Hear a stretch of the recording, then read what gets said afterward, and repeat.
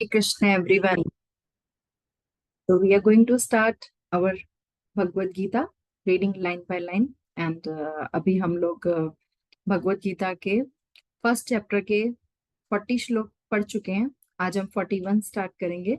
उससे पहले हम मंगलाचरण करेंगे, जिससे हम भगवान से ये प्रार्थना करते हैं और कि भगवान हमें अपने चरणों में रखें और ऐसी इंटेलिजेंस दें, हमें इतना टाइम दे हमें कि हम इस दिव्य ज्ञान को, जिसको भगवान राज विद्या राज को ही हम बोलते हैं, उसको अच्छे से हम ग्रैस्प कर सकें ना। तो जब हम इसको अच्छे से ग्रैस्प कर पाएंगे तभी हम इसको समझ पाएंगे और अपने जीवन में भी उतार पाएंगे। So let me share screen with you. नमो विष्णु पादाय कृष्ण पृष्ठाय भूतले श्रीमते भक्ति वेदांत स्वामी इति नाम्ने नमस्ते सरस्वती देवे गौरवाणी प्रचारिणे निर्विशेष शून्यवादी पाश्चात्य देशतारिणे। ओम अज्ञानतिमिरान्धस्य ज्ञानाञ्जन शलाकया चक्षुरुन्मीलितं येन तस्मै श्री गुरुवे नमः। श्री चैतन्य मनोभीष्टं स्थापितं येन भूतले स्वयं रूपा कदा मह्यं ददाति स्वपदान्तिकम्। वन्देऽहं श्रीगुरो श्रीयुतपदकमलं श्रीगुरून् वैष्णवांश्च श्रीरूपं साग्रजातं सहगण रघुनाथान्वितं तं सजीवं साद्वैतं सावधूतं परिजन सहितं कृष्ण चैतन्य देवं श्रीराधा कृष्ण पादान् सहगण ललिता श्री विशाखान्वितांश्च। हे कृष्ण करुणा सिंधु दीनबंधु जगतपते गोपेश गोपिका कांत राधा कांत नमस्तुते। तप्त कांचन गौरांगी राधे वृंदावनेश्वरी वृषभानुसुते देवी प्रणमामि हरिप्रिये। वाञ्छाकल्पतरुभ्यश्च कृपा सिन्धुभ्य एव च पतितानां पावनेभ्यो वैष्णवेभ्यो नमो नमः। जय श्री कृष्ण चैतन्य प्रभु नित्यानंद श्री अद्वैत गदाधर श्रीवासादि गौर भक्त वृंदा। हरे कृष्ण कृष्ण कृष्ण हरे हरे, हरे राम राम राम हरे हरे। श्री श्री राधा गोविंद देव की जय, श्री प्रभुपाद की जय। तो अब जो हम सेशन स्टार्ट करें, मैं उसका एक बार आपको स्क्रीन शेयर कर देती हूँ। जो पीडीएफ आज हमें पढ़नी है from 1.41 shloka. So let me share the screen. Okay, आप सबको स्क्रीन दिखाई दे रहा है? यस माता जी। ओके, ठीक है, हम लोग यहाँ से स्टार्ट करते हैं 1.41 से। तो लास्ट टाइम हमने एक श्लोक किया था, यस, जिसमें हमने अंडरस्टैंड किया था कि वुमेन की क्या पोजीशन है। और साथ ही साथ मैंने जो अब तक की जितनी भी पीपीटीज हैं, जितने भी हमारे सेशंस हैं, उसको मैंने रिकॉर्ड करके अपलोड कर दिया है। तो आप वो सेशंस भी देख सकते हैं, क्योंकि अभी इस सेशन के बाद एक छोटी सी क्विज आएगी बेस्ड ऑन फर्स्ट चैप्टर। और साथ ही साथ आपको अभी लास्ट में I will distribute these shlokas. और नेक्स्ट जो हमारा सेशन होगा वो एक रिवीजन सेशन होगा, जिसमें आप लोग ही सेशन लोगे और आप लोग बता सकते हो कि हम कौन कौन से 6 सेक्शंस में हमने इसको डिवाइड किया पूरे फर्स्ट चैप्टर को। And you can select the section और आप में से ही कोई ना कोई बोलेगा उस पर। तो इस तरीके से हमारा रिवीजन भी हो जाएगा। ठीक है, तो हम 41 श्लोक से स्टार्ट करते हैं। श्रीमद् भगवद गीता की जय, श्रील प्रभुपाद की जय। शंकरो नरकायवा कुलघानानां कुलस्य च पतन्ति पितरो ह्येषां लुप्तपिण्डोदक क्रिया। माता जी पढ़ोगे आप? मैं माता जी? यस यस, श्याम प्रिय माता जी पढ़िए। हाँ जी।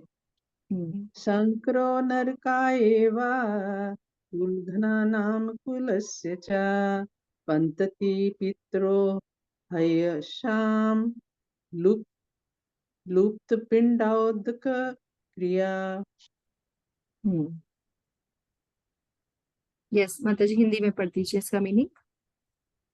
शंकरा मैंने ऐसे अवांछित बच्चे नरकाया नारकीय जीवन के लिए एवं मैंने निश्चित ही कुल घनन नाम कुल का वध करने वालों के कुलस्य मैंने कुल के च मैंने भी पतंती मैंने गिर जाते हैं पितरा है मैंने पितृगण ही मैंने निश्चय ही ऐशान मैंने इनके लुप्त मैंने समाप्त पिंड मैंने पिंड अर्पण की अदक मैंने अदक तथा जल की क्रिया मीन्स क्रिया कृत्य। अवांछित संतानों की वृद्धि से निश्चयी परिवार के लिए तथा पारिवारिक परंपरा को विनष्ट करने वालों के लिए नारकीय जीवन उत्पन्न होता है। ऐसे पतित कुलों के पुरखे या पितरों लोग गिर जाते हैं क्योंकि उन्हें जल तथा पिंड दान देने की क्रियाएं समाप्त हो जाती हैं। हाँ, एक मिनट जी, सुनिए। तो यहाँ पे जैसे हमने लास्ट सेशन में पढ़ा था कि अर्जुन जो है वो यही तर्क दे रहे हैं कि देखो, अगर सारे जितने भी यहाँ पे मेन आए हुए हैं, अगर सारे ही मर जाएंगे युद्ध में, क्योंकि युद्ध इतना भयंकर होगा, तो फिर खाली वुमेन रह जाएंगी। और वुमेन बच्चों, बेटा जो है वुमेन की इतना नहीं सुनते हैं, और वो फिर कंट्रोल नहीं होते ना। एक फादर जितना सन को कंट्रोल कर सकता है उतना मदर के कंट्रोल में नहीं रहते हैं बच्चे, है ना। मदर को तो टेकन फॉर ग्रांटेड लेते हैं। तो यहाँ पे वही कह रहे हैं कि और फिर वर्ण संकर पैदा होगा। तो ऐसी जो अवांछित संतानें होंगी, ठीक है, वो क्या होगा, उसकी वृद्धि से निश्चय ही दो लोगों के लिए बताए, एक तो परिवार के लिए और एक पारिवारिक परंपरा को विनष्ट करने वालों के लिए। यानी कि जो फैमिली रह जाती है उसके लिए भी, और जिनकी वजह से, यानी कि हम, क्योंकि उन अर्जुन ये कह रहे हैं कि हमारी वजह से ये सारी कुल परंपरा जो है वो नष्ट हो जाएगी। तो जिन्होंने ये परंपरा नष्ट की है उनके लिए, और जो लोग रह जाते हैं बाद में उनके लिए, उन दोनों के लिए क्या होगा, नारकीय जीवन उत्पन्न हो जाएगा। क्यों ऐसा होगा? क्योंकि हम सब जानते हैं कि जब लास्ट में ये तो ना, जब श्राद्ध करते हैं, पितर होते हैं, उन सबको जल दिया जाता है ना, श्राद्ध के दिन पिंडदान दिया जाता है। तो ये सब चीजें जो है एक फादर अपने सन को सिखाता है, लेकिन अब फादर ही नहीं बचा तो वो सन सीखेगा कैसे, है ना। वो नहीं सीख पाएगा, तो उससे क्या होगा, जितने भी पुराने पूर्वज है, कुल परंपरा जो है, जो पितरों को जल देने की, सब क्रियाएं करने की, वो खत्म हो जाएगी। और जब वो खत्म हो जाएगी, क्योंकि ये एक साइंस है। जैसे कई लोग बोलते हैं कि ऐसा कैसे हो रहा है कि श्राद्ध में तुम यहाँ से कुछ भेज रहे हो, वहां कैसे मिल जाएगा। तो यहाँ पे प्रभुपाद इसमें अभी आपको बहुत डिटेल में बताते हैं, और कई पुराणों में, स्पेशली गरुड़ पुराण में, ये बहुत डिटेल में बताया गया है कि जब एक जीवात्मा जाती है तो वो कैसे, उसका एक ट्रांजिशन पीरियड होता है। जितने टाइम वो पितरों के लोक है प्रॉपर, वहां पे रहती है, तो वहां पे जो हम श्राद्ध में उनको प्रसाद ऑफर करते हैं, जो उनको भोग देते हैं, प्रसाद देते हैं, वो उनको पूरे साल मिलता है ना। जब कोई जाता है और पंडित जी भी आता है तो वो सब बताते हैं, वो एक्सप्लेन करते हैं। तो कई लोग इस पे क्वेश्चनिंग करते हैं कि ऐसे कैसे हो जाएगा। तो यहाँ पे आचार्यगण समझाते हैं कि जब आप, फॉर एग्जाम्पल, आप ट्रेन जर्नी में जा रहे हो, और आप ट्रेन जर्नी में जा रहे हो और आप वहां पे आप अपने लिए प्रसादम बुक करते हो और आपको प्रसादम मिल जाता है ना। और आपको प्रसादम मिल जाता है तो आपने तो खुद नहीं बनाया, लेकिन वो आपको मिल गया ना, कैसे मिला। तो जब ये सिस्टम, ऐसी एक और एग्जांपल दिया जाता है कि जैसे किसी के पेरेंट्स जो है वो दूसरे कंट्री में गए हुए हैं और वहां उनको पैसे की जरूरत है, तो बच्चा यहाँ से एक बैंक अकाउंट पे डालेगा और वहां से एटीएम से निकाल लेंगे, है ना। तो ये फैसिलिटी तो हम देखते हैं ना, ऑनलाइन ट्रांसफर, जब डिजिटली हम सब कुछ ट्रांसफर कर लेते हैं कि एक फोन के क्लिक के थ्रू पैसे दूसरे के अकाउंट में पहुंच जाते हैं। तो जब यहाँ की व्यवस्था हो सकती है तो भगवान की व्यवस्था क्यों नहीं हो सकती है। और भगवान की ऐसी व्यवस्था है, और इसका उन्होंने बहुत जगह वर्णन भी किया है ना, कि ये व्यवस्था कैसे काम करती है।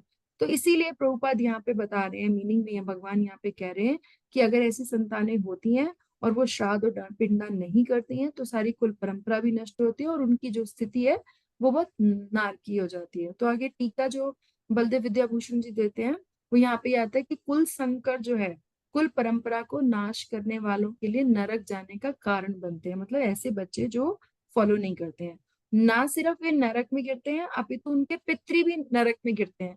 क्योंकि योग्य वंशज नहीं होते जो पितरों को पिंड अर्पित कर सके। कुल परंपरा कैसे चल रही है यहाँ पे कि उनको, कि जैसे फादर ने बच्चे को सिखाया, फिर बच्चे ने उसके लिए किया, फिर आगे उसने किया, तो ऐसे परंपरा जो है चलती रहती है और इस तरीके से उनको वहां पे भोजन मिलता रहता है। ठीक है, तो ये एक प्रोसेस है जो हमें इसको एक्सेप्ट भी करना और अंडरस्टैंड भी करना है। और आगे प्रभुपाद जो है वो और डिटेल में बताते हैं इसको। यस माता जी, पढ़िए। सकाम कर्म के विधि विधानों के अनुसार कुल के पितरों को समय समय पर जल तथा पिंड दान दिया जाना चाहिए। यह दान विष्णु पूजा द्वारा किया जाता है, क्योंकि विष्णु को अर्पित भोजन के उच्छिष्ट भाग प्रसाद के खाने से सारे पाप कर्मों के उद्धार हो जाता है। कभी कभी पितृगण विविध प्रकार के पाप कर्मों से ग्रस्त हो सकते हैं और कभी कभी उनमें से ही कुछ को स्थूल शरीर प्राप्त ना हो सकने के कारण उन्हें प्रेतों के रूप में सूक्ष्म शरीर धारण करने के लिए बाध्य होना पड़ता है। अतः जब वंशजों द्वारा पितरों का बच्चा प्रसाद अर्पित किया जाता है तो उनका प्रति उनका प्रेत योनि या अन्य प्रकार के दुख में जीवन से उद्धार होता है। पितरों को इस तरह की सहायता पहुंचाना कुल परंपरा है और जो लोग भक्ति का जीवन यापन नहीं करते उन्हें ये अनुष्ठान करने होते हैं। केवल भक्ति करने से मनुष्य सैकड़ों क्या हजारों पितरों को ऐसे संकटों से उभार सकता है। वास्तव में 11:5-41 भागवत में कहा गया है, देव ऋषि भूतानाम देव ऋषि भूताप्त निपान पितृ पितृनाम ना किंकरो नाय नायम नायम ऋणी च राजन सर्व आत्मा यह शरणम शरणायम गतो मुकंदन परिहत्या करतम।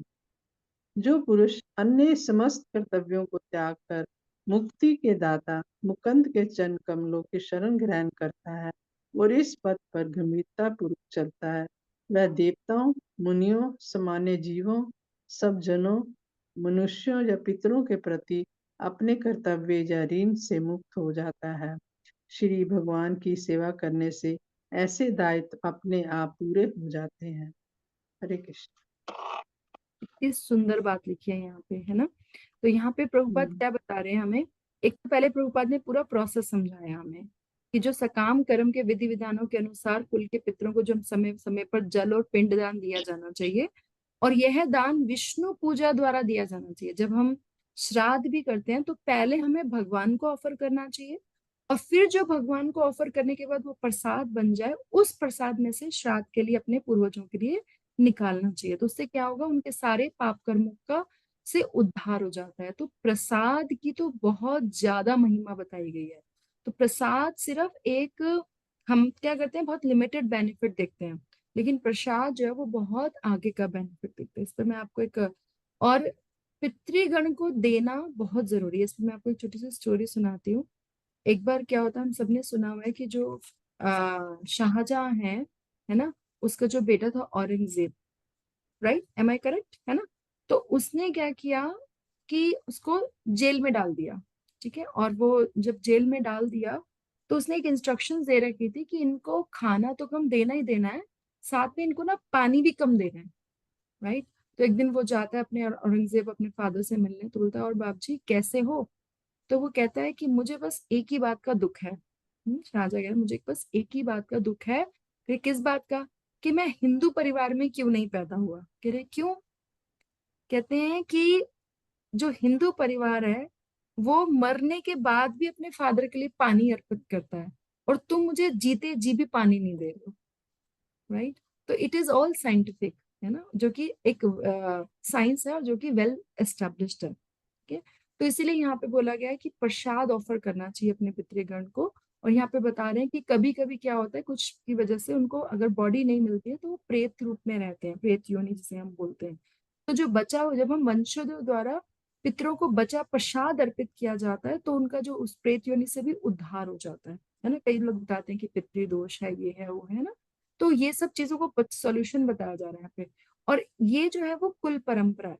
और मतलब एक एक तरफ तो क्या है कि हम ये चीज सिखा रहे हैं, दूसरी तरफ क्या है, अगर जैसे हम भक्ति वृक्षा करते हैं एक बच्चा भक्त बन जाता है, ठीक है, वो भक्ति फैला रहा है, फिर उसके आगे उसके बच्चे भक्त बनते हैं। जैसे आजकल हम देख रहे हैं ना, इस्कॉन में कई जनरेशन है, जहाँ छोटे छोटे बच्चे भी, जैसे भक्त भागवत है, कोई भी छोटे छोटे बच्चे भी, बहुत सारे बच्चे हैं। इवन हमारी ग्रुप में ही इतने सारे छोटे बच्चे हैं एक्सप्रेस वे में, जो आगे चल के बहुत प्रचार का कार्य कर रहे हैं, कीर्तन करते हैं जगह जाके, और श्लोका बोलते हैं, इतनी सारी कथाएं उनको आती हैं। तो जब ये बच्चे बड़े होंगे, जैसे आज के इसमें अमरेंद्र प्रभु है, अमरेंद्र प्रभु की अगर आप स्टोरी सुनो तो उनके बचपन में उन्होंने बहुत भक्ति करी, और आज वो क्या मतलब कितनी कमाल भक्ति कर रहे हैं, कितना प्रचार प्रसार कर रहे हैं।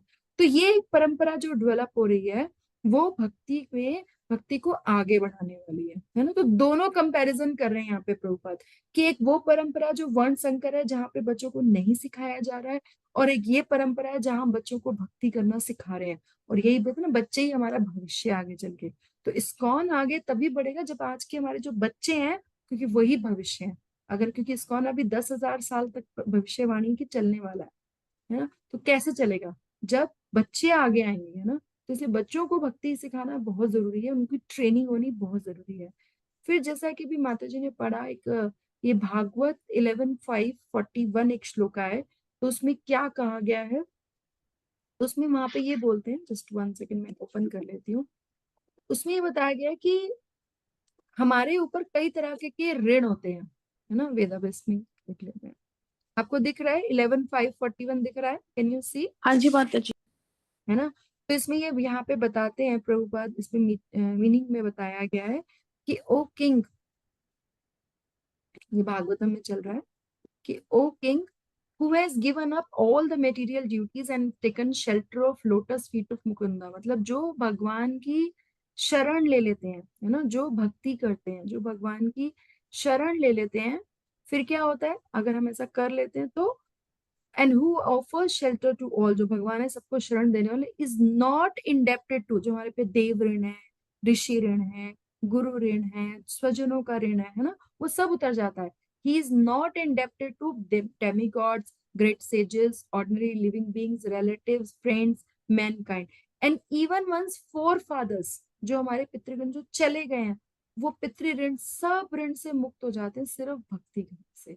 लेकिन वो निष्ठावान भक्ति होनी चाहिए, है ना। पूरा फुल शेल्टर लिखा है यहाँ पे, ये कंडीशन है that you have to take full shelter, ठीक है। Since all such classes of living entities are parts and parcels of सुखी, तो वो साइंटिफिक रीजन भी दे रहे हैं क्यों, क्योंकि जितने भी सब हैं वो भगवान के अंश हैं।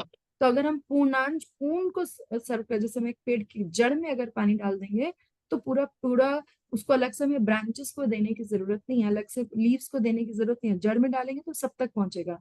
सो one who has surrender to Lord service has no need to serve such person separately, है ना। तो यहाँ पे प्रभुपाद ने पूरा बहुत अच्छे से इसके अभी पढ़िएगा इसके परपट को, पूरा प्रभुपाद ने बताया गया कि इतने सारे जो हम पे ऋण होते हैं, वो सारे ऋण उतर जाते हैं अगर हम भक्ति करते हैं तो, है ना। क्योंकि जो एक भक्त होता है उसमें बाकी सारी जो डिवाइन क्वालिटीज हैं वो अपने आप आ जाती है। तो केवल भक्ति करने से ही मनुष्य सैकड़ों क्या हजारों पितरों को ऐसे संकट से उबार सकता है ना। तो इस तरीके से इसलिए भक्ति की इंपॉर्टेंस है यहाँ पे जो हमें समझनी चाहिए, ठीक है। तो ये हम आगे नेक्स्ट श्लोक में पढ़ते हैं। तो प्रभुपाद जैसे एक और एग्जाम्पल दिया जाता है यहाँ पे, कि जब प्रसाद का एग्जाम्पल देते हो, प्रभुपाद कई बार कहते थे कि कई बार ऐसे लोग हमें मिलते हैं जो कि बहुत ज्यादा शास्त्र को या बहुत सारी चीजों को नहीं समझ सकते, ना समझना नहीं चाहते, है ना। जैसे प्रभुपाद जब यूएस गए तो हिप्पीज थे वहां पे, अब प्रभुपाद सीधा जाते हैं, उन्हें फिलॉसफी नहीं बताई प्रभुपाद ने, पहले प्रभुपाद ने उन्हें प्रसाद खिलाया, है ना। जब उन्हें प्रसाद खिलाया और धीरे धीरे प्रसाद खाने से फिर चैंटिंग करने से उनका मन शुद्ध हो गया, तब तब वो फिलॉसफी को समझ पाए और तब वो कृष्णा कॉन्शियसनेस को अडॉप्ट कर पाए। तो इसलिए प्रसाद की तो बहुत महिमा है। तो ऐसा बोला जाता है दैट हमारा जो हम जो है वो क्या है, हमें भवरोग है ना, हम मटेरियल वर्ल्ड में बिल्कुल रोगी हैं सबके सब। तो प्रभुपाद कई बार कहते थे कि जो इस्कॉन टेम्पल्स है ना, they are the hospitals, they are not just the temples, they are hospitals. यहाँ पे जो मेटीरियल जो हमें डिसीज है उसका इलाज होता है, और उसके इलाज में जब भी किसी का इलाज होता है तो दो ही चीजें होती हैं, एक उसकी दवाई जो देनी है, उसको मेडिसिन देनी है वो दी जाती है, और एक उसकी डाइट का ध्यान रखा जाता है। तो मेडिसिन जो है वो है हमारी चैंटिंग, और जो दवाई है जो हमारी डाइट है, ठीक है, दैट इज योर प्रसाद। तो प्रसाद खाना है और चैंटिंग करनी है। तो इसी से हमारी सारी प्रॉब्लम्स जो है वो सॉल्व हो जाएंगी। And it works, we have seen it. तो चलिए आगे बढ़ते हैं 1.42 की तरफ। दोषे ते कुलघ्नानां वर्णसंकर कारके उत्साद्यन्ते जाति धर्मा कुल धर्माश्च शाश्वता। आप में से कोई पढ़ना चाहेगा? हाँ जी माता जी, हरे कृष्ण।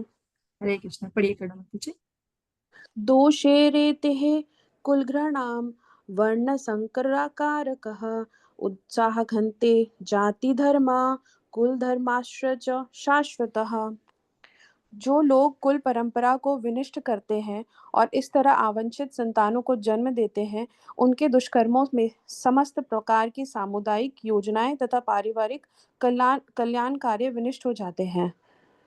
तो यहाँ पे बताया जो लोग कुल परंपरा को विनष्ट करते हैं। अभी एक्चुअली क्या है, अर्जुन यहाँ पे ना अपनी बात को तर्क संगत तरीके से बता रहे हैं कि अगर हम ये फाइट करते हैं तो पूरी कुल परंपरा नष्ट हो जाएगी। और जो इसके लिए रिस्पॉन्सिबल हो, क्योंकि हम लोग रिस्पॉन्सिबल होंगे, तो क्या होगा, उनके दुष्कर्मों से जितनी भी हमारी फैमिली जो सामुदायिक योजनाएं चल रही होती है, पारिवारिक कल्याण कार्य चल रहे होते हैं, क्योंकि वो करने वाले लोग ही जब चले जाएंगे तो फिर कुछ नहीं हो पाएगा। ठीक है।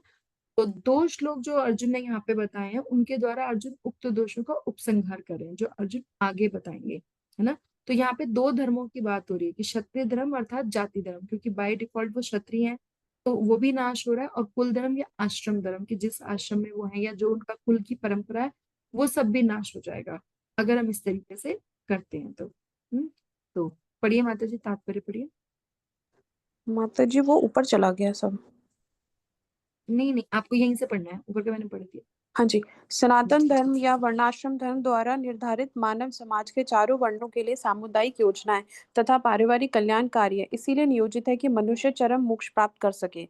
अतः समाज के अनुत्तरदायी नायकों द्वारा सनातन धर्म परंपरा के विघटन से उस समाज से अव्यवस्था फैलती है। फलस्वरूप लोग जीवन के उद्देश्य विष्णु को भूल जाते हैं। ऐसे नायक अंधे कहलाते हैं और जो लोग इनका अनुगमन करते हैं वे निश्चय ही कुव्यवस्था की ओर अग्रसर होते हैं। यस। तो एक सिस्टम कैसे बनाया जाता है, इससे कनेक्टेड एक एग्जाम्पल था। ये है चैतन्य चरितामृत के आदि लीला 3.79 में। ठीक है।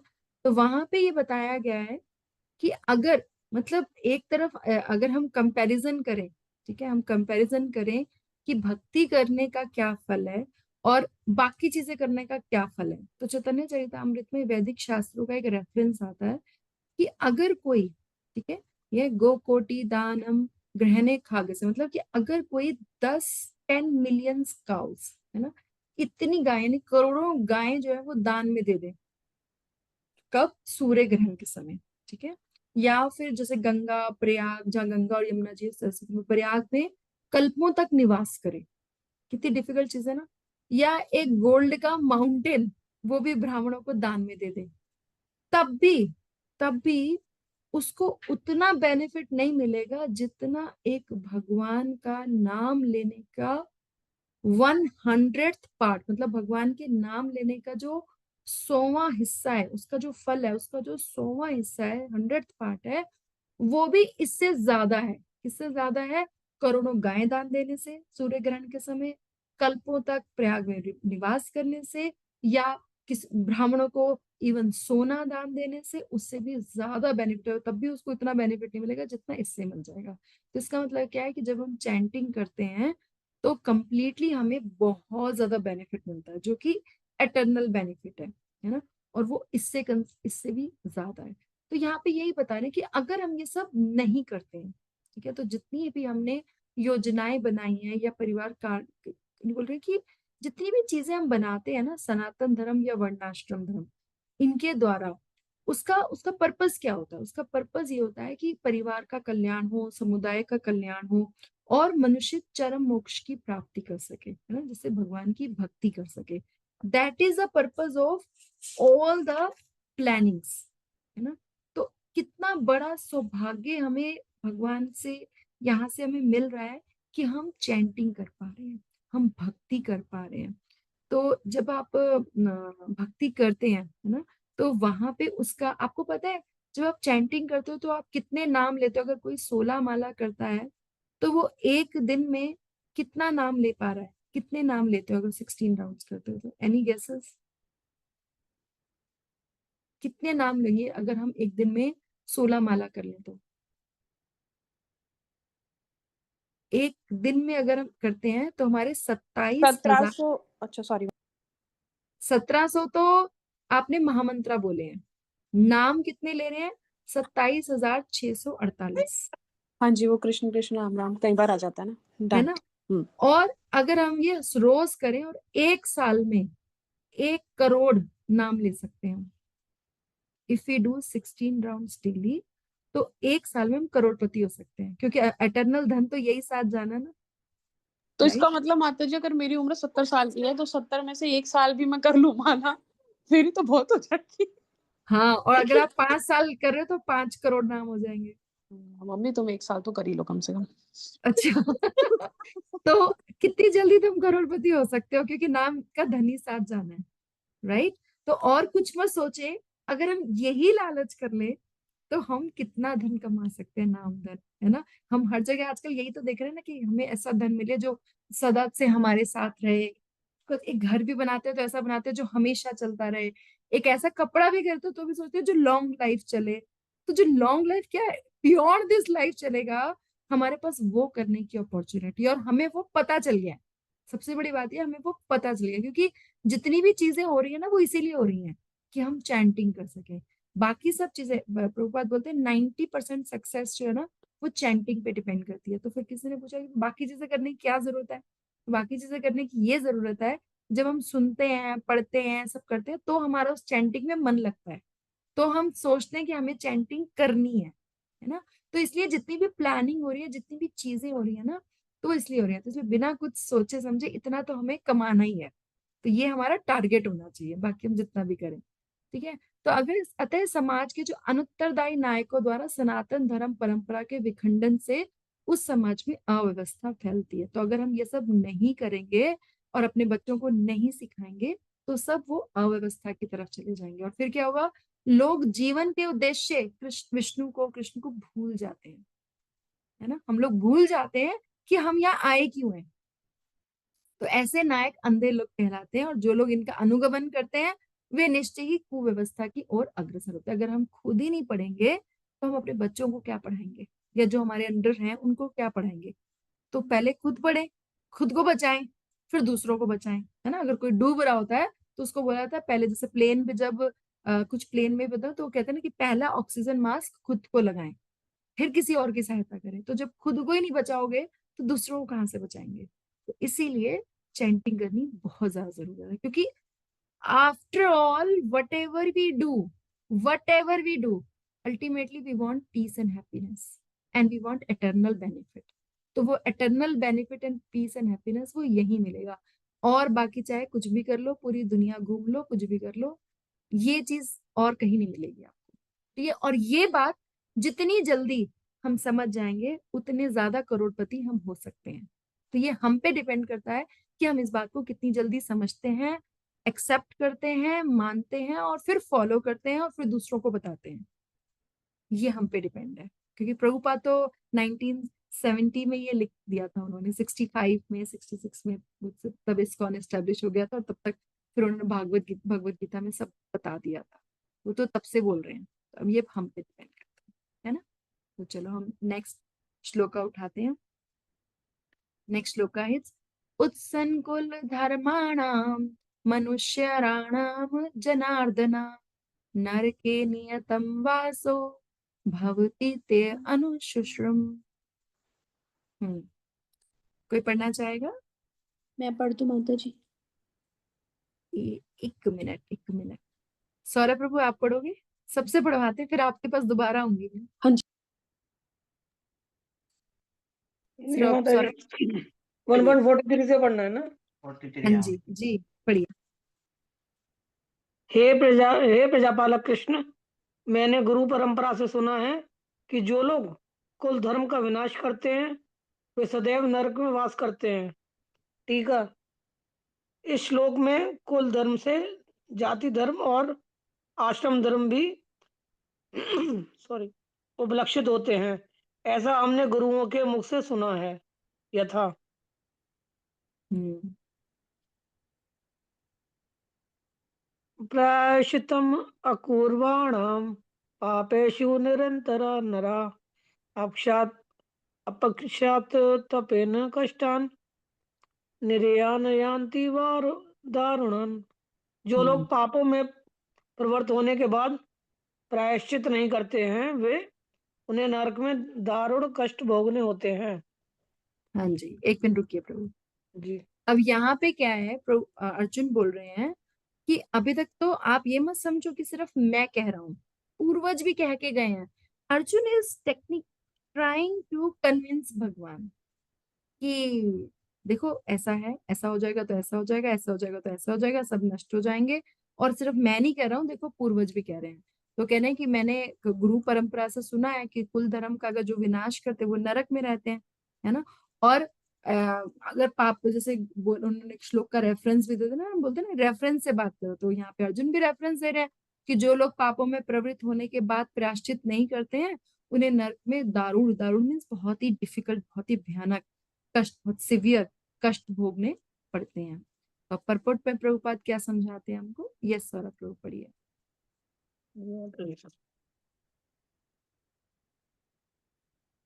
अर्जुन अपने तर्कों को अगर आपके पास अपनी भगवत गीता है तो आप उसमें से पढ़ सकते हो, ये तात्पर्य है प्रभुपाद का, आपको दिक्कत हो रही होगी ना। तो यहाँ पे वो अपना एक्सपीरियंस शेयर कर रहे हैं। अर्जुन अपने तर्कों को अपने निजी अनुभव पर न आधारित करके आचार्यों से जो सुन रखा है उस पर आधारित करता है। वास्तविक ज्ञान प्राप्त करने की यही विधि है। जिस व्यक्ति ने पहले से ज्ञान प्राप्त कर रखा है, उस व्यक्ति की सहायता के बिना कोई भी वास्तविक ज्ञान तक नहीं पहुंच सकता। वर्णाश्रम धर्म की एक पद्धति के अनुसार मृत्यु के पूर्व मनुष्य को पाप कर्मों के लिए प्रायश्चित करना होता है। जो पाप आत्मा है उसे इस विधि का अवश्य उपयोग करना चाहिए। ऐसा किए बिना मनुष्य निश्चित रूप से नरक भेजा जाएगा, जहां उसे अपने पाप कर्मों के लिए कष्ट में जीवन बिताना होगा। हरे कृष्ण। हरे कृष्णा।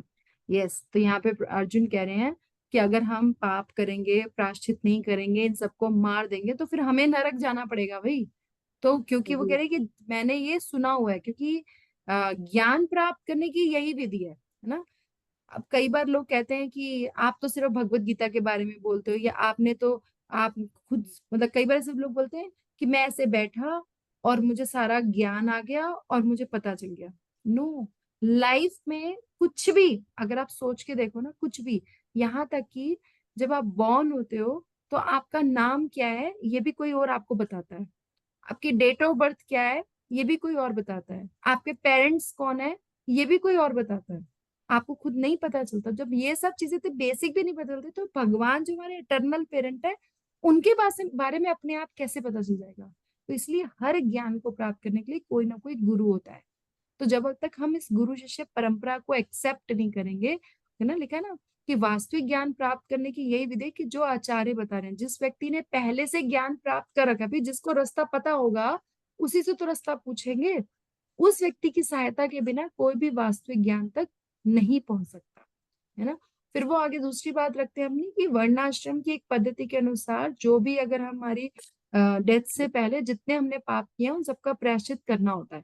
अगर नहीं प्रायश्चित करेंगे तो फिर नरक में जाएंगे। ये अर्जुन जो है वो एक तरीके से अपना पॉइंट रख रहे हैं, है ना, अपनी बात को सपोर्ट दे रहे हैं कि देखो सिर्फ मैं नहीं कह रहा हूँ, पूर्वज भी कह के गए हैं कि अगर हम कुछ भी गलत करते हैं तो हमें ना उसका प्रायश्चित करना चाहिए।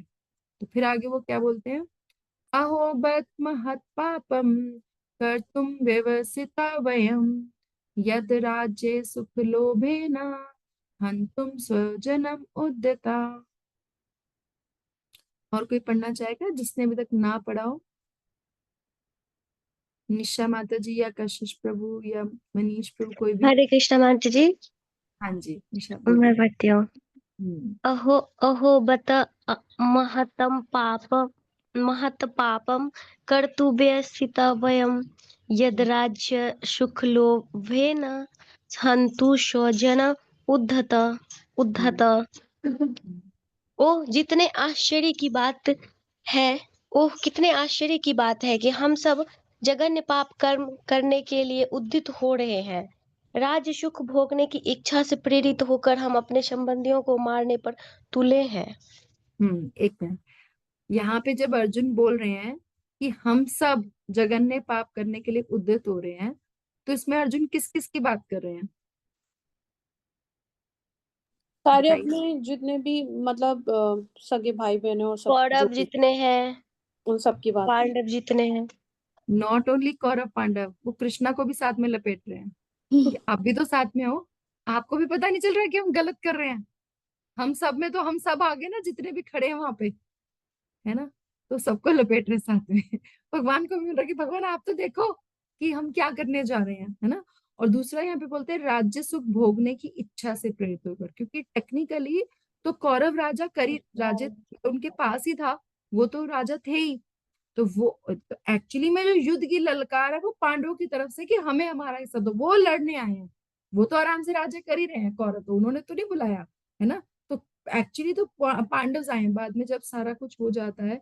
तो युधिष्ठिर महाराज को इतना शोक होता है, उनका अलग से एक चैप्टर है भागवतम में, इतना शोक करते हैं वो कि देखो मेरे मेरे राज्य सुख की इच्छा की वजह से इतना सारा नरसंहार हो गया। I was responsible for he takes a full responsibility, उसको से वो बहुत दुखी होते हैं। फिर भगवान उनको प्रेरणा भी खुद देते हैं, लेकिन वो भगवान के मन में वो नहीं होते। फिर वो उनको भीष्म पितामह के पास देते हैं, क्योंकि भगवान भी ना अपने भक्तों को क्रेडिट देना चाहते हैं। ऐसा नहीं है कि भगवान युधिष्ठिर महाराज को नहीं समझा सकते थे, बिल्कुल समझा सकते। जब यहाँ अर्जुन मोह में था और उसको समझा दिया, तो युधिष्ठिर को भी समझा सकते थे। लेकिन क्योंकि उस समय युधिष्ठिर महाराज भीष्म पितामह को क्रेडिट देना चाहते थे, तो वो उनको भीष्म पितामह के पास लेके जाते हैं जो शस्त्रक्रिया पे होते हैं, और फिर भीष्म पितामह उन्हें समझाते हैं पूरा कि, और फिर वो बताते हैं कि भगवान की पोजीशन क्या है और ये कृष्ण है जो सब कुछ करा रहे हैं, है ना। तो तुम ज्यादा टेंशन मत लो, भगवान है तुम्हारे साथ। तो तब युधिष्ठिर महाराज बहुत जल्दी समझ जाते हैं, क्योंकि भगवान उनको वो वैसी प्रेरणा दे देते हैं तब। तो ऐसी फीलिंग्स उनको भी आती हैं। तो यहाँ पे अर्जुन भी वही बोल रहा है कि हम फालतू में, हमें राज्य सुख भोगने की इच्छा है, ना राज्य बचेगा ना लोग बचेंगे जिनके साथ हम रहे, और अननेसेसरीली पूरी कुल परंपरा नष्ट होने पे हम वो बेकार होंगे। ये सब जब हम पढ़ते तो लगता है कि अर्जुन कितना सही बोल रहा है ना, बिल्कुल सही तर्क बोल दे रहा है ना। लेकिन आगे चल के भगवान बताएंगे कि कितना सही है और क्या गलत है। भगवान बंधुओं के बद्ध के व्यवसाय अर्थात इच्छा मात्र से जो पाप होगा उसको सोचकर अनुताप का अनुभव कर रहे हैं। इसलिए कह रहे हैं कि ओहो ओहो बात शब्द से महान पाप इंगित होता है। वो ये तो देख रहे हैं कि हम ओहो पाप बात। करने जा रहे हैं या हम ये कर रहे हैं, लेकिन वो ये नहीं देख रहे हैं कि हम भगवान की इच्छा से कर रहे हैं। जैसे मैंने वो एग्जाम्पल दिया था ना, कि जो सोल्जियर है जब वो गवर्नमेंट की परमिशन लेके बॉर्डर पे मारता है तो उसको पाप नहीं लगता। तो भगवान से भगवत गीता में यही समझाते हैं कि तुम्हें क्या लगता है कि तुम सब कुछ करने वाले हो, मैंने सब कुछ पहले कर दिया है, तुम सिर्फ निमित्त मात्र बनो, है ना। जब भगवान से ये बात समझाते हैं, देन ही अंडरस्टैंड्स कि actually what is happening. He is not, he is looking at Krishna just his cousin, he is not looking at Krishna as Lord. यही भगवान उस पूरी भगवत गीता में उसको सिखा देते हैं। यस, परपट पढ़िए। स्वार्थ के वशीभूत होकर मनुष्य अपने सगे भाई बाप या माँ के वध जैसे पाप कर्मों में प्रवृत्त हो सकता है। विश्व के इतिहास में ऐसे अनेक उदाहरण मिलते हैं, किंतु भगवान का साधु भक्त होने के कारण मनुष्य सदाचार के प्रति जागरूक है, अतः वह ऐसे कार्यों से बचने का प्रयत्न करता है। ये बहुत सुनते हैं ना कि एक दो ब्रदर्स में लड़ाई हुई, एक ने दूसरे को मार दिया या बेटे ने फादर को मार दिया, लेकिन भागवतम में ऐसे उदाहरण नहीं है, कि भागवतम भक्तों की कथा है ना।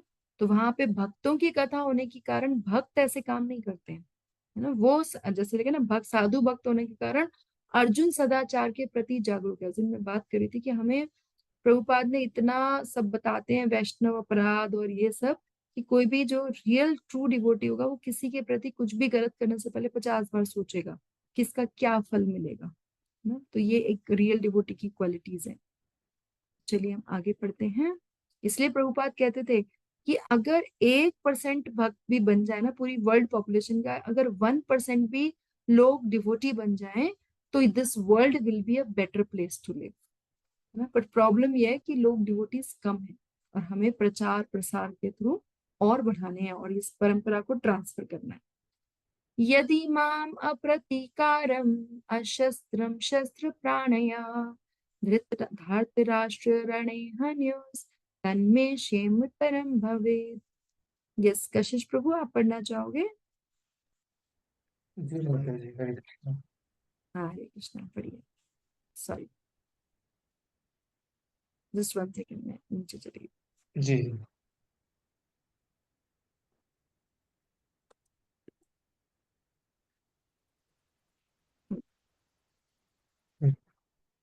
यस पढ़िए।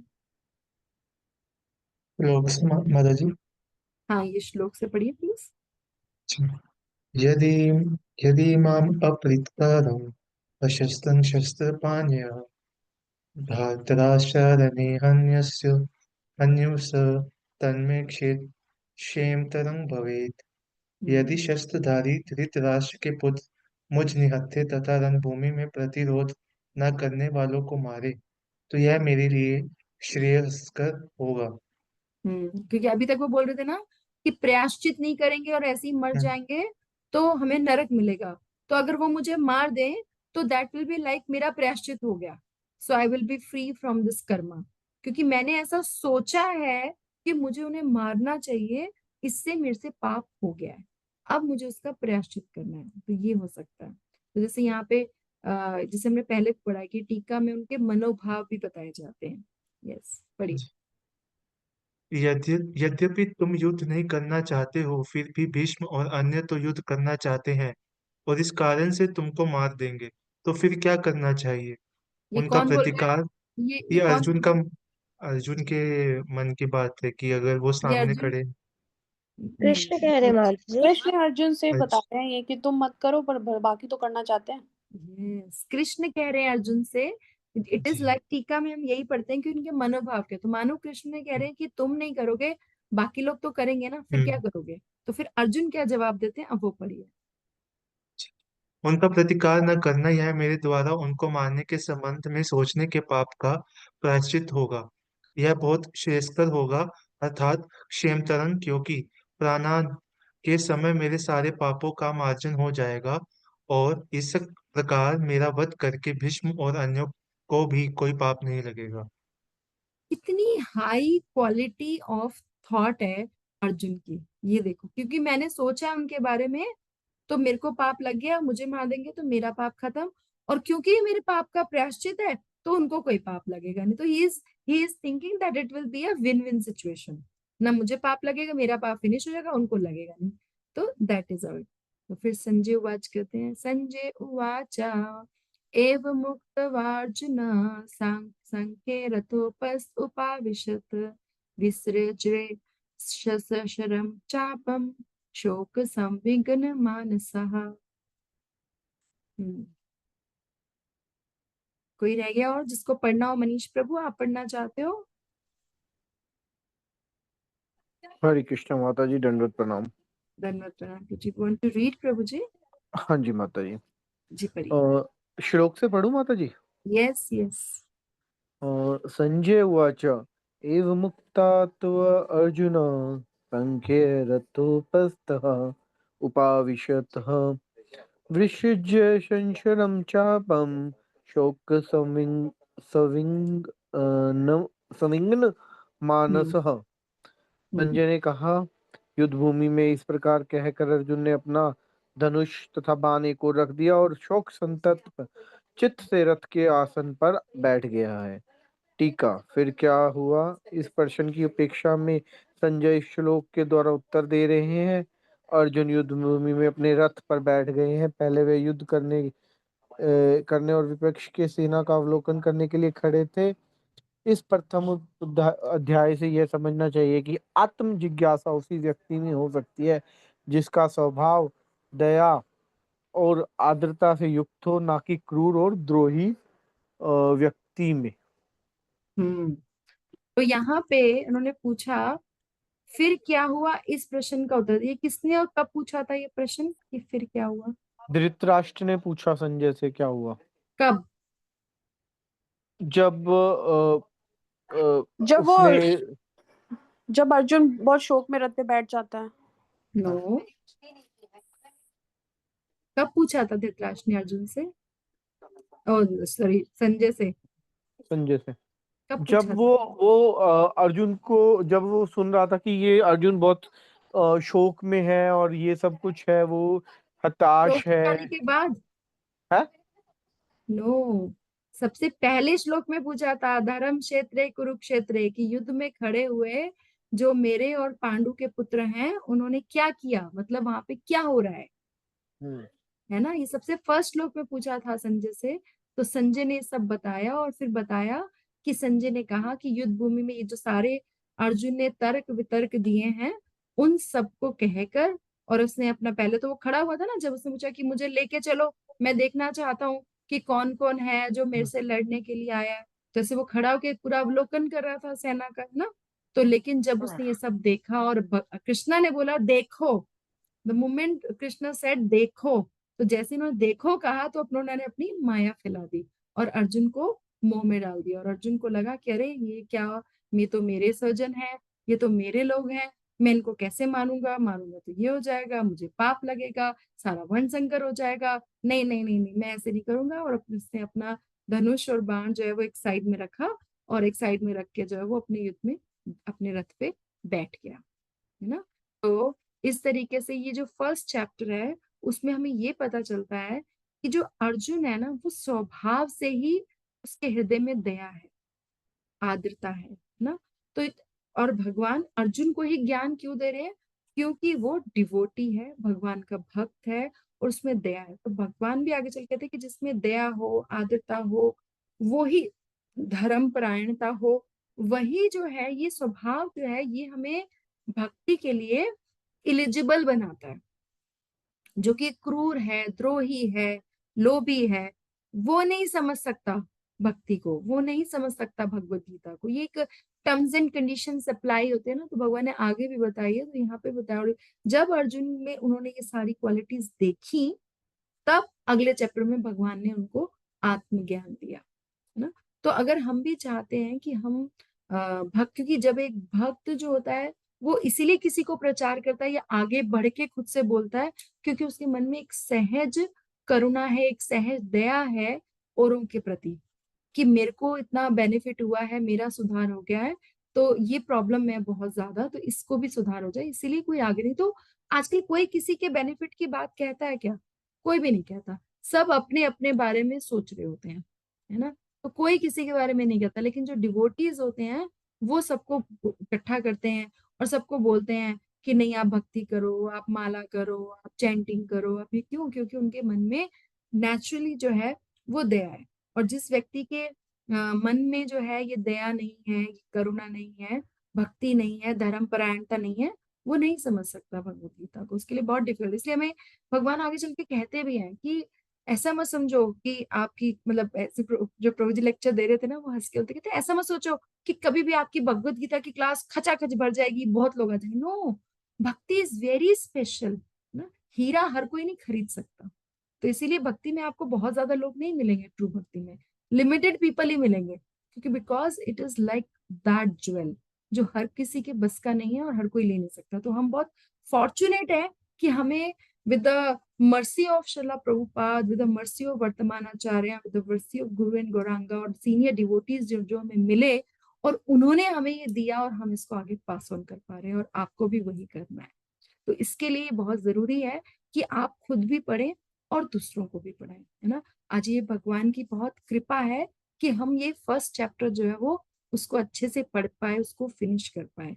अब हमने नेक्स्ट क्लास में इसका रिवीजन करना है, but before going to that, before assigning you some sections, वो मैं अभी आपको असाइन करूंगी, उससे पहले आज के सेशन का जो टेक अवे हम उस पर बात करेंगे और फिर नेक्स्ट सेशन में हम क्या करने वाले हैं उस पर भी बात करेंगे।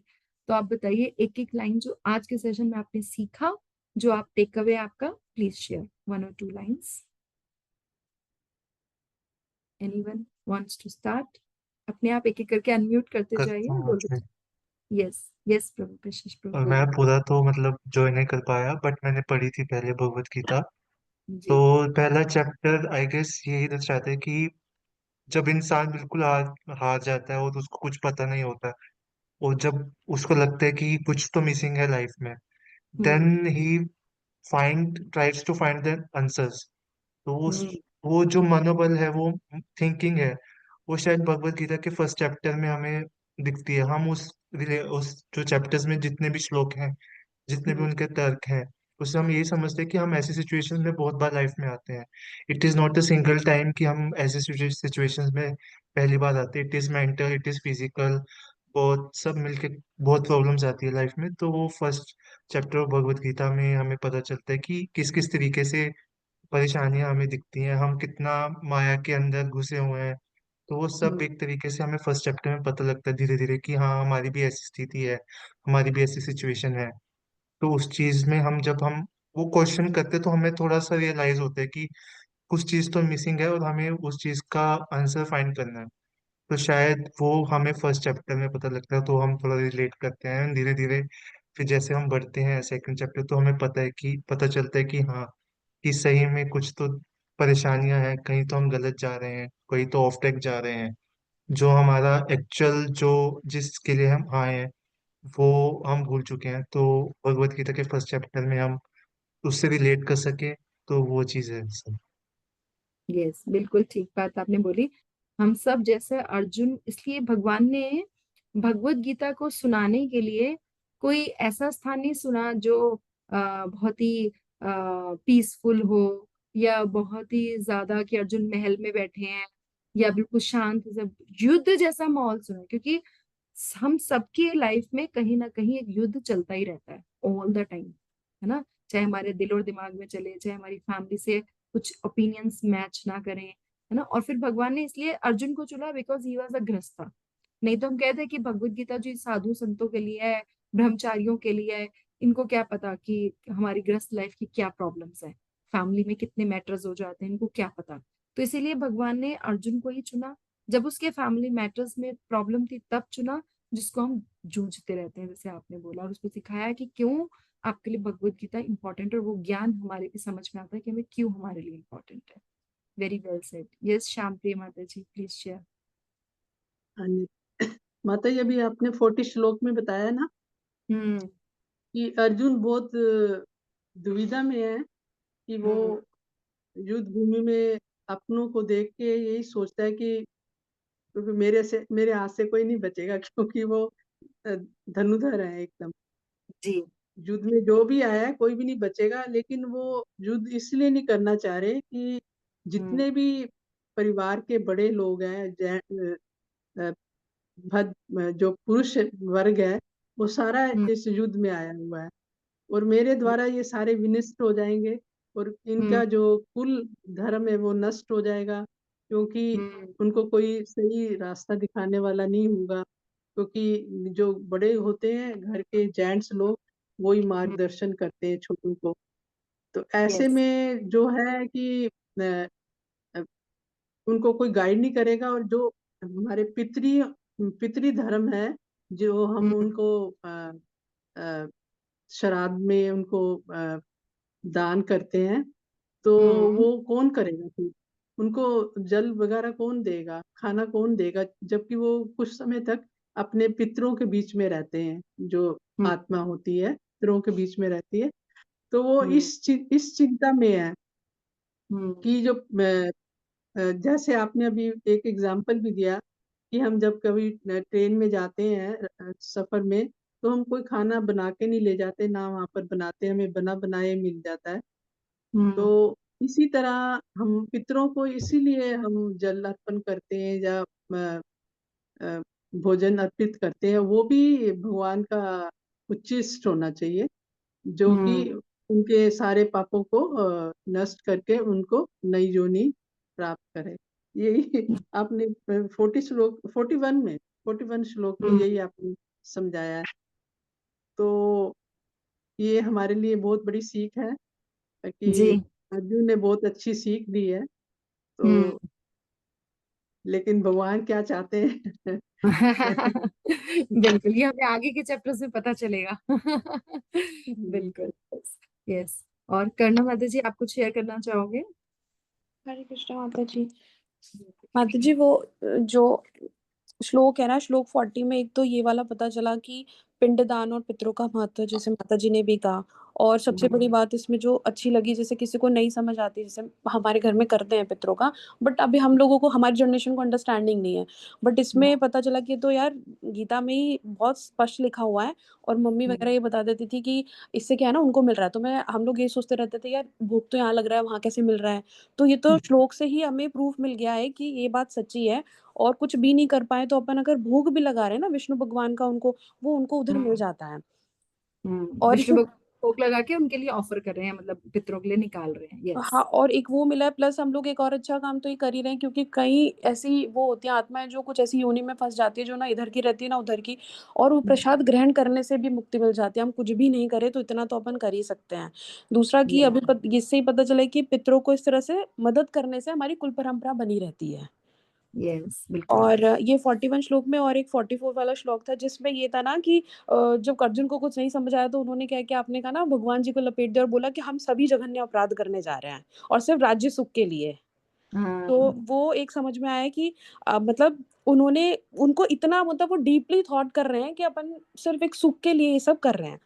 और जो 45 श्लोक में बताया कि पता चल रहा है कि भगवान के जो भक्त होते हैं उनके फीचर्स क्या हैं।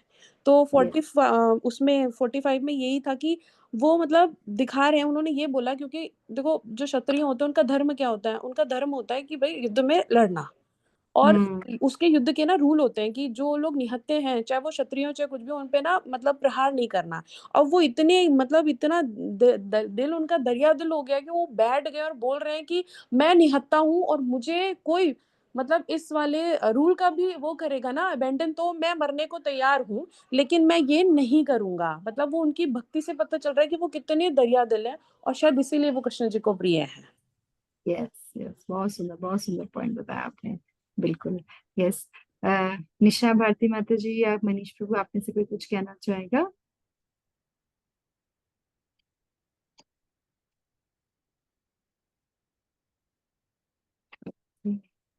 हरे कृष्णा तो माता जी। यस। माता जी आज का यही श्लोक, मतलब मेन तो यही था कि मतलब अर्जुन की ग्रेवियंस दिखा रहा है इसमें कि अर्जुन इतना बड़ा डेवोटी है, इतना बड़ा धनुर्धारी है, एंड ही इज डूइंग मतलब एज अ जॉब, मतलब helpless, he is working as a helpless, कि भाई भगवान मेरे, मतलब उसमें उसके पास जो भगवान ने माया छोड़ी है ना, भगवान की माया से वो उचित वो हो गया है कि उसको क्या करना है उसे कुछ समझ नहीं आ रहा। तो इसीलिए वो भगवान बता रहा है, अभी भगवान को अपने तर्क दे रहा है कि भगवान ये ऐसे है, मैंने ये सुना है, गुरु से ये सुना है, परंपरा से ये सुना है। तो वो भी उसी चीजों को अपने तर्क भगवान के आगे रख रहा है। तो ये है, और जब मतलब अभी तो ये तर्क ही रखेगा, और जब भगवान इसके आंसर देंगे तब उसे वो सारी चीजें समझ आएंगी कि भाई हम कहाँ गलत है और ये सब कुछ है। तो यस। ये सारी चीजें अभी तो तर्क ही रखे जा रहा है वो अपने, कि भाई मैंने गुरु परंपरा से ये सीखा है, गुरु से ये सीखा है। तो वो ही चीजें भी मेरे को इतना समझ आया। बिल्कुल, बहुत बढ़िया। यस। तो इन्हीं सब चीजों के साथ हमने ये चैप्टर 1 को पूरा अंडरस्टैंड किया है। और चैप्टर 1 जो है, जैसे कि हमने प्रभु जी ने भी बताया और सबने बताया, कि हमारी दुविधाओं को एस्टेब्लिश करता है और ये भी बताता है कि हमारे लिए भगवत गीता रीडिंग कितनी ज्यादा इंपॉर्टेंट है ना। तो इसलिए हमें भगवत गीता कंटिन्यूस पढ़ते रहना चाहिए।